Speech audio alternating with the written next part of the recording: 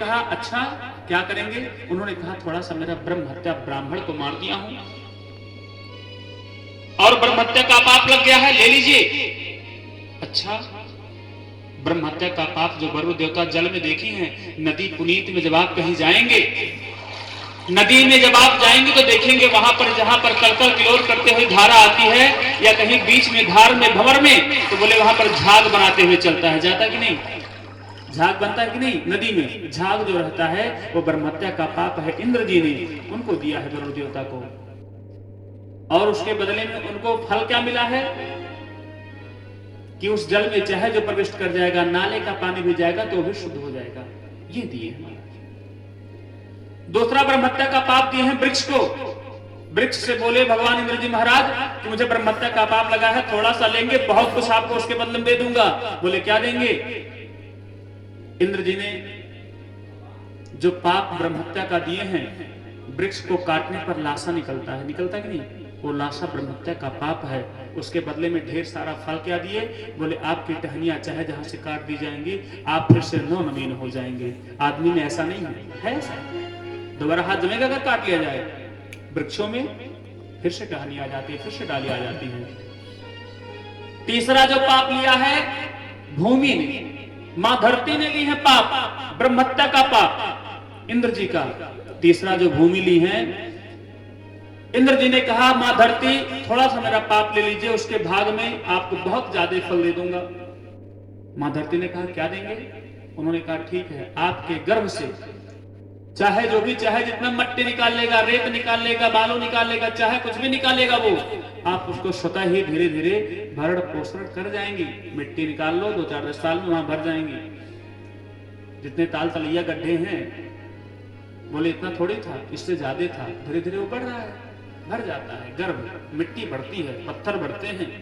जानते कि नहीं? छोटे छोटे रहते हैं। कोई संग छोटा सा ले आइए, जल में डाल दीजिए, 2-4-10-20 साल में इतना बड़ा हो जाएगा। पत्थर मिट्टी बढ़ती है। और उसका अपराध ब्रह्म हत्या का क्या लिए? बोले जो बंजर भूमि है, कहीं पर जैसे मूज, कास, गडरा, कुशा ये सब जहां उगते हैं वो बंजर भूमि कहते हैं, वहां पर कुछ भी उगता नहीं है। ये पृथ्वी को पाप मिला। महिलाओं का चौथा नंबर आया। इंद्र जी ने कहा नारियों ले लो ब्रह्म हत्या का पाप थोड़ा सा, उसके बदले में आपको बहुत फल दूंगा। इन्होंने कहा क्या देंगे? कहा पहले पाप तो सुन लो, ब्रह्म हत्या का पाप है, बड़ा भयंकर पाप है। इंद्र जी महाराज जी ने उनको मासिक धर्म का वो पाप दिया ब्रह्म हत्या का, कि आप मासिक धर्म से लिप्त रहेंगी। और उसका फल क्या दिए? बोले बहुत बड़ा। आपके मासिक धर्म के पारायण के बाद भी आप अपने गर्भ में भगवान और भक्त को दोनों को जन्म देंगी।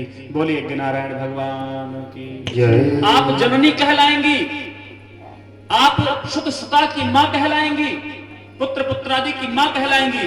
तब से इंद्र जी महाराज जी के बाद से मानव संचालन से, उसके पहले नहीं तो ब्रह्मा जी ने मानस पुत्र बना दिया। उदाहरण सनक, सनातन, सनत कुमार, सनकादिक भगवान, मनु और शतरूपा को ब्रह्मा जी महाराज जी ने दाएं और बाएं भाग से पैदा किए हैं। वो बिना यौनी के ही पैदा कर सकते थे, लेकिन नारियों को श्राप देने के नाते इंद्र जी महाराज जी ने तब इस गर्भ से, मां के गर्भ से प्रसव पीड़ा के नाते हमारा और आपका जन्म होने लगा। ये आशीर्वाद। बोले गणारायण भगवान की। मैं बात वहां से कर रहा था, टॉपिक क्या था? यज्ञोपवीत। ये जो गायत्री वाले हैं करा करके महिलाओं का अशुद्ध कर रहे हैं, क्योंकि वो मासिक धर्म से लिप्त रहती है, उनका नहीं होता।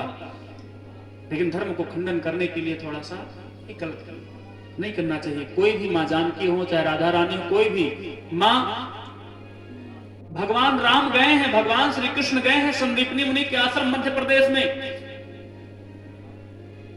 वशिष्ठ जी महाराज जी के आश्रम पर राम जी गुरु ग्रह पढ़न रघुराई, अल्पकाल विद्या सब पाई। जाके श्वास वेद सुतचारी, जिनके श्वास ही चारों वेद वेदांग है, वो भी गए पढ़ने के लिए। कोई माता का दिखा दे।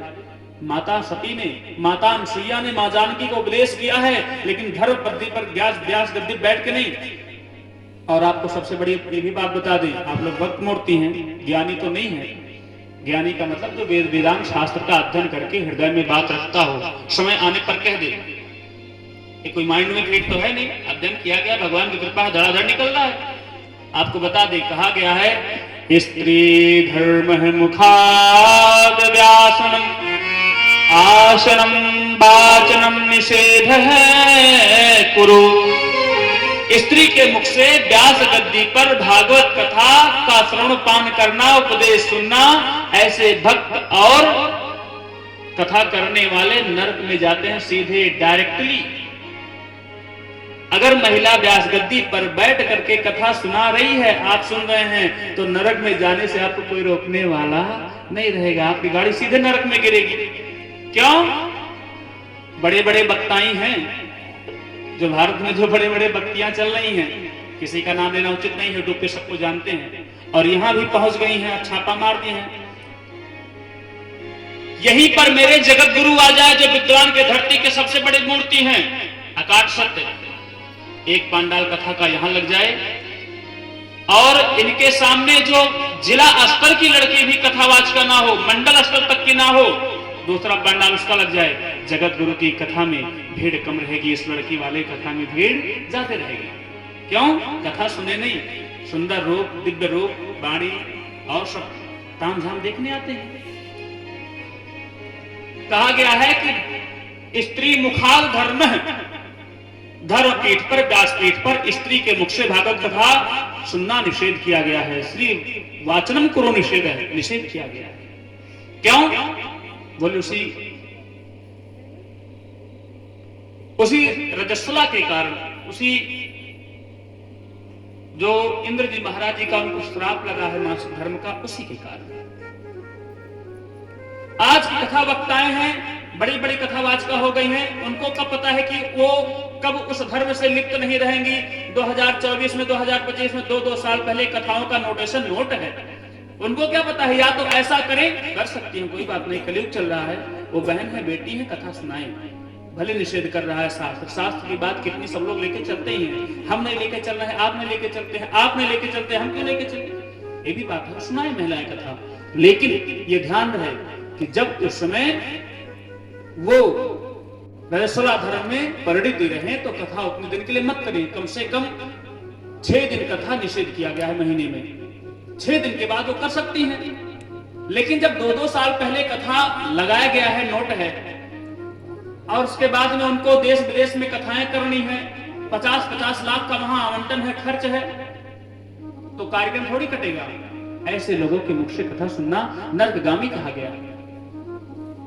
2024 की कथाएं नोट है महिलाओं के, अब उनको कब पता है कि उसमें हम शुद्ध रहेंगे क्या शुद्ध रहेंगे, और अशुद्ध अवस्था में जो कथा सुनेगा, कलयुग चल रहा है, कथा सुनाए, लेकिन निषेध किया गया है। स्त्री मुखा धर्मम व्यासेन आसीनम निषेधम कुरु, प्रमाण की बात है, सबसे प्रमाण दे रहा हूं, सबसे बड़ी बात। गोस्वामी जी लिखे हैं, राम कथा जे नर सुनहि गावहि जे नर, नारी का व्याख्यान नहीं है, नारायण से कह रहा हूं।